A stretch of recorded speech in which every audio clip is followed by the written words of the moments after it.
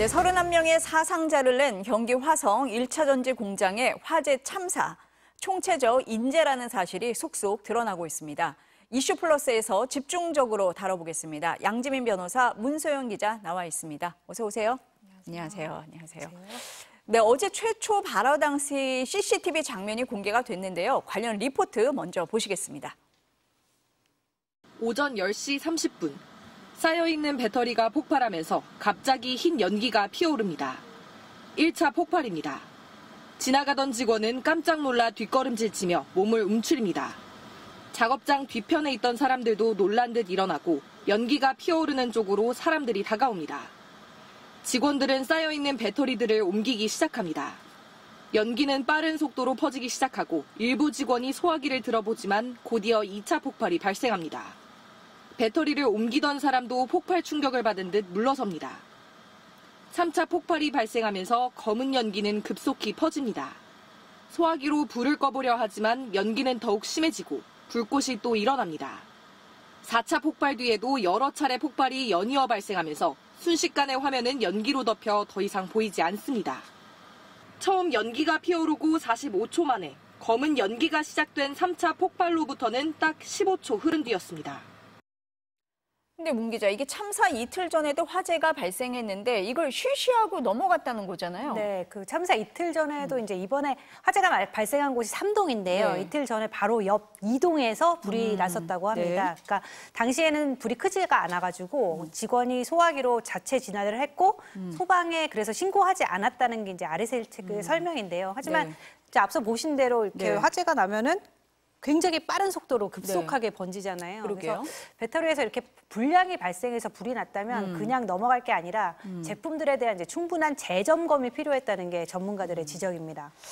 근데 변호사님, 이게 공장 규모가 작아서 화재 중점 관리 대상에서 제외됐다라고 하는데 문제 아닙니까? 이게 굉장히 위험한 물질이잖아요. 그렇죠. 네. 사실은 이제 연면적을 따져서 중점 관리 대상이 될지 아닌지를 판단을 하거든요. 이게 연면적 3만 제곱미터 이상이어야 중점 관리 대상이 되는데 지적해 주신 것처럼 사실은 그 면적으로 구분을 할 것이 아니라 얼마나 위험한 물질들을 그렇죠. 다루는지가 네. 사실 더 핵심이잖아요. 그럼에도 불구하고 이번 이 화재가 발생한 공장의 경우에는 연면적 3만 제곱미터가 안 된다는 안 돼서, 이유로 중점 예. 관리 대상에서 빠질 수밖에 없었고요. 네. 그러다 보니까 소방청에서도 앞으로 2주간 전국에 이러한 1차 전지를 다루는 공장들을 전수조사를 해서 실제로 긴급 화재 안전 진단을 하겠다라고 네. 지금 밝히고 있는 상황이고요.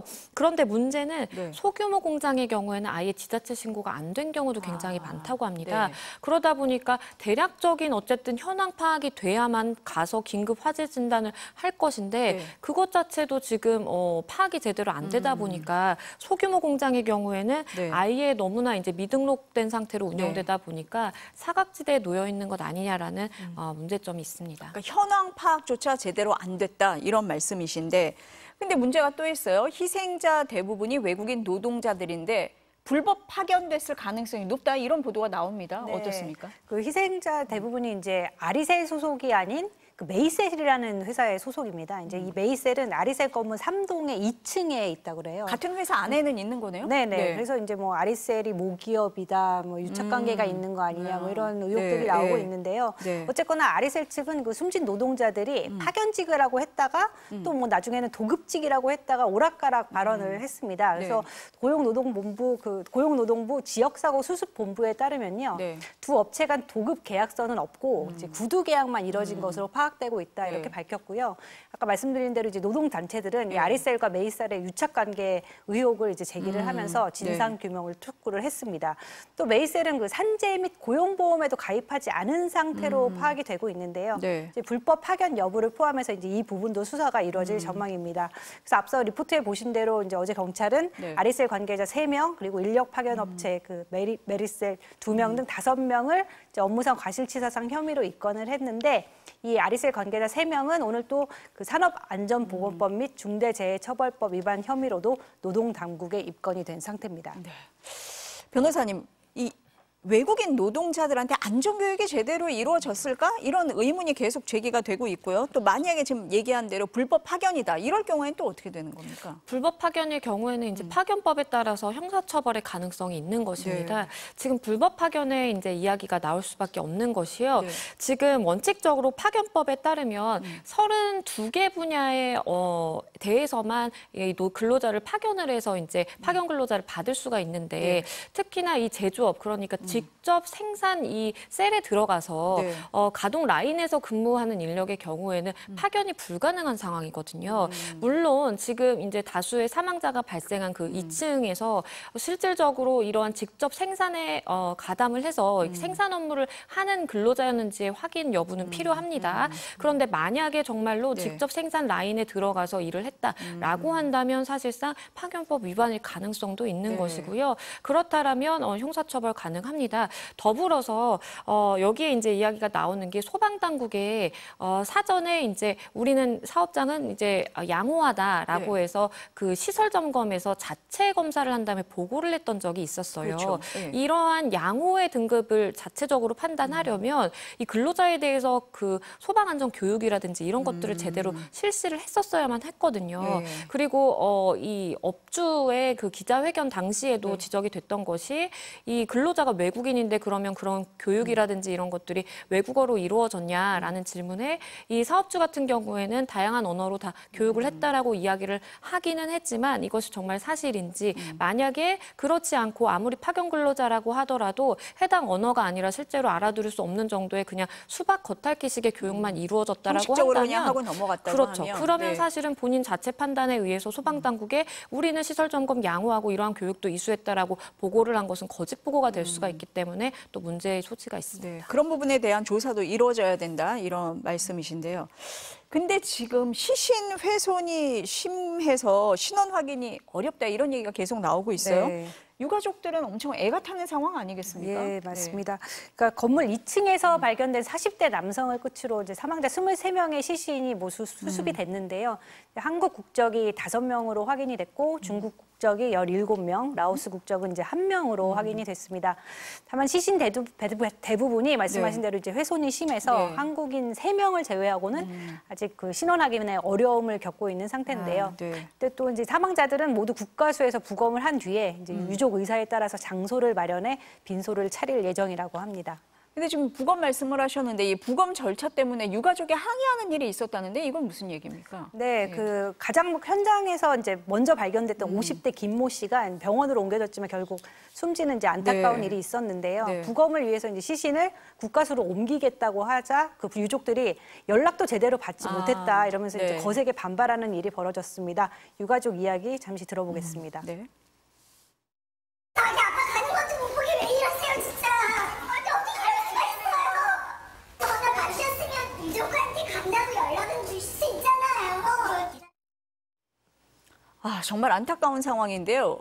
이제 외국 국적인 분들은 신원 확인조차 안 되는 상황이잖아요. 그럼 어디서 찾아야 하냐? 유가족들이 정말 망연자실한 상황 아니겠습니까? 네, 그렇습니다. 그러니까 어제 뭐 오열하는 모습들 네. 뉴스에서 많이 보셨을 텐데요. 이제 유가족들이 5개 장례식장과 또 경찰서, 참사 현장 등을 이제 돌면서 가족의 행방을 수소문을 하는 모습들이 어저께 많이 포착이 됐습니다. 네.